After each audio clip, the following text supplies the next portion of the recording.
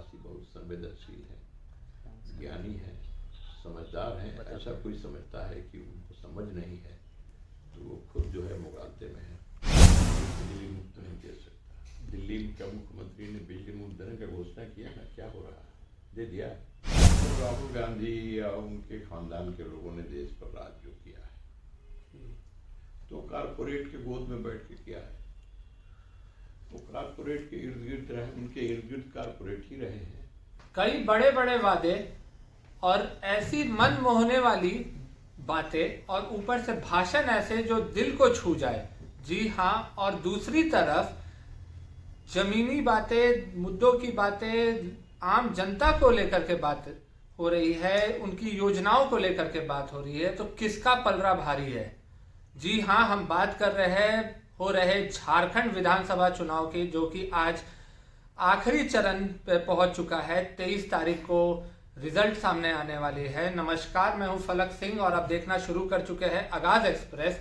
झारखंड में जिस तरीके से 2024 में बड़े बड़े उलटफेर देखने को मिले, कई बड़े बड़े दावे आए एनडीए के तरफ से, एक तरफ से नारा उठा जबकि एक है तो सेफ है, वो बटोगे तो कटोगे, जिस नारे पे झारखंड चुनाव लड़ रही है एनडीए, दूसरी तरफ इंडिया गठबंधन जेएमएम सरकार अपने दिए गए योजना जैसे महिला योजना हो गई, बिजली के जो मुफ्त बिजली सरकार मुहैया करवा रही है, उन तमाम मुद्दों को अपनी आवाम को याद दिलाते हुए वोट मांगने के लिए उतरी हुई है। तो किसका पलड़ा भारी लग रहा है? कौन किस तरफ, जनता किसको विजयी बनाने वाली है? क्योंकि वोट की ताकत बहुत बड़ी ताकत होती है, बड़ी सी बड़ी सरकार हिलाने वाली ताकत होती है, और यही नज़ारा इस बार के झारखंड चुनाव में देखने को मिला। इस सब संदर्भ पे बात करने के लिए आज हमारे साथ उपस्थित है बीजेपी के विधायक अमरनाथ प्रताप सिंह जी, जिनसे बात करते हैं कि सर किसका पलड़ा भारी है, दावा या कि किए गए काम? आप देखिए, आपने कहा अभी कि हमने कहा आपको बराबर ये बात करते हैं कि हम जो कहते हैं सो करते हैं, और हमने जो भी कुछ कहा है उसे पूरा किया है। जनता हम पे विश्वास करती है। आपने जितनी बातें हमारे बारे में की हैं, हमने कभी मोहित करने के लिए किसी को नहीं कहा है। हमने झारखंड में कहा रोटी, बेटी, माटी, इन तीनों का रक्षा करना हमारा धर्म है और हमारा संकल्प है, ये दृढ़ संकल्प है, तो हम उसके प्रति समर्पित हैं। आज क्या हो रहा है? कहते हैं कि बटेंगे तो कटेंगे। अब आपको इसमें सांप्रदायिकता की बात दिखाई पड़ रही है। आप बांटेंगे, बांट करके अंग्रेजों ने राज किया, बांट करके मुगलों ने राज किया। जब हम बटे तो जो बाहर की शक्तियां आई उसने हमें पराधीन बनाया, गुलाम बनाया, और हमारे ऊपर शासन किया, हमारा शोषण किया, हमारे ऊपर राज किया, तो हम गुलाम हुए, बार बार गुलाम हुए। बटे तो हम बटे तभी तो आज़ादी मिलने के साथ साथ यह देश भी बटा। एक बड़ा हिस्सा इस देश से कट गया, तो हम नहीं बटते तो कट पाता क्या? तो हम एक हैं, हम एक रहेंगे। इस एकता को अपने सामने रख करके और दृढ़ संकल्प के साथ हम देश की सेवा करेंगे। यदि इस भाव को, हम राष्ट्रीय भाव को एक एक जन के अंदर भरना चाहते हैं, तो इसमें हमारा क्या दोष है? इसके ऊपर क्यों उंगली उठाई जाती है? क्यों अनेक प्रकार की और दूसरी दृष्टियों से इसे देखा जाता है और कहा जाता है? आप यह बताइए।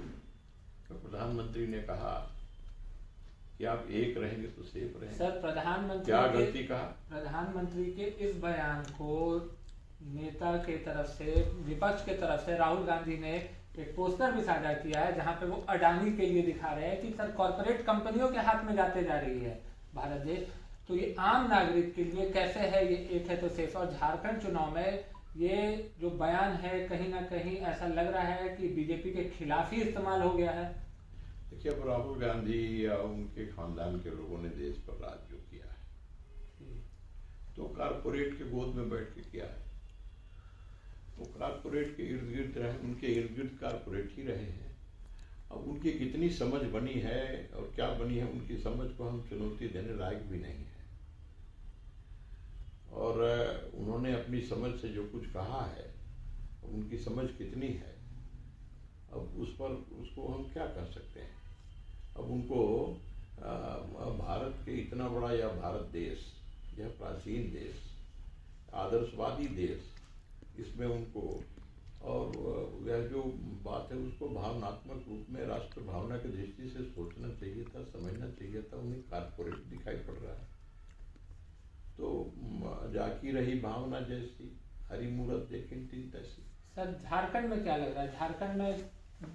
झारखंड की जनता किस तरफ जा रही है? झारखंड में क्योंकि जहाँ पर एक तरफ हेमंत सरकार बिजली मुफ्त दे रही है सर, वहीं पर यहाँ पर बिहार में सटा हुआ राज्य है बिहार है, एनडीए के शासन चल रहा है, तब भी यहाँ पर सर बिजली मुफ्त तो दूर की बात, सर स्मार्ट मीटर डाल दिया गया है जिससे जनता त्राही कर रही है।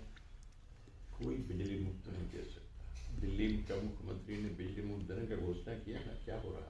दे दिया। हिमाचल प्रदेश में बहुत चीज मुफ्त देने का सरकार ने वादा कर लिया, सत्ता में आए तो दे दिया, फेल कर गए। और 200 यूनिट वहाँ का खजाना खाली हो गया, वहाँ का खजाना खाली हो गया। अब वो हाथ खड़े कर दिए कि हम नहीं दे सकते। कर्नाटक में भी यही बात हुई है। तो इस प्रकार से झूठ बोल करके सत्ता में आने का जिन लोगों ने काम किया है, अब उनकी बात आप आप जो है जब करेंगे तो हम उस पर क्या कर सकते हैं? यह हास्यास्पद स्थिति है उनके लिए, उन्होंने जो बनाई है, तो उस पर हम यही कर सकते हैं, हमको हंसी आती है। सर एक आखिरी सवाल, क्या झारखंड की जनता, झारखंड की आवाम, झारखंड के आदिवासी एनडीए के साथ जा रही है? देखिए, झारखंड का आदिवासी बहुत समझदार है जी। जहाँ बिरसा मुंडा पैदा हुए, जहाँ सीधो कानू पैदा हुए, जहाँ चांद भैरव पैदा हुए, जहाँ सैकड़ों हजारों लोगों ने बलिदान दिया देश के लिए, और वैसी 1857 और उसके पहले भी कई लड़ाइयाँ अंग्रेजों के खिलाफ तो लड़ी गई वहाँ पर। तो वहाँ पर जन विद्रोह हुआ, तो वो सब आदिवासियों ने किया और उनके नेतृत्व में हुआ। बिरसा मुंडा कौन थे? और बिरसा मुंडा ने जिस प्रकार से नेतृत्व किया उस जमाने में, तो हजारों लोग, और कोने कोने से उस जमाने में कोई कम्युनिकेशन नहीं था और कोई आईटी जिस प्रकार का है इंफॉर्मेशन टेक्नोलॉजी आज उस जमाने में, उस जमाने में वहाँ पर एक बार जो आवाज़ देते थे तो आवाज़ चारों तरफ पहुँचती थी और लोग जो है, तो ऐसा नहीं। वहाँ के आदिवासी बहुत संवेदनशील हैं, ज्ञानी हैं, समझदार हैं। ऐसा कोई समझता है कि उनको समझ नहीं है तो वो खुद जो है मुगालते में है, और उनकी इस मूर्खता पर मुझे खुशी आती है।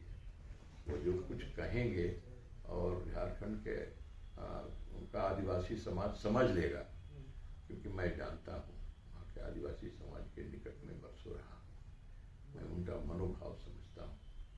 वो बहुत समझदार है, बहुत ज्ञानी है और निर्णय बहुत सोच समझ के लेते हैं। और यही कारण है कि सन 2000 से जब से भारतीय जनता पार्टी, अब वहाँ पर जब ये नया राज्य बना, तब से भारतीय जनता पार्टी अनेक वर्षों में और सबसे अधिक वर्षों में भारतीय जनता पार्टी के नेतृत्व में वहाँ सरकार एनडीए का। और पिछली सरकार तो वहाँ पर, इसके पहले जो सरकार थी तो 5 वर्षों तक थी, और 5 वर्षों तक भारतीय जनता पार्टी की अकेली बहुमत की सरकार थी।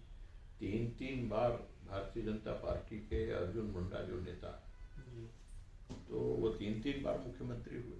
तो इस बार आजसू के अलायंस के साथ में सर आपकी सरकार आ रही है? बाबूलाल मारंडी जब राज्य बना उस समय मुख्यमंत्री हुए। तो इस प्रकार से भारतीय जनता पार्टी ने अनेक वर्षों तक वहाँ पर शासन किया है, जनता का सेवा किया है। इसलिए मुझे भरोसा है कि भारतीय जनता पार्टी के साथ, एनडीए के साथ खड़ी है और पुनः भारतीय जनता पार्टी के नेतृत्व में झारखंड में सरकार बनेगी। जी धन्यवाद सर। तो ये थे हमारे साथ भाजपा के विधायक अमरनाथ प्रताप सिंह जी, जिनके तरफ से आपने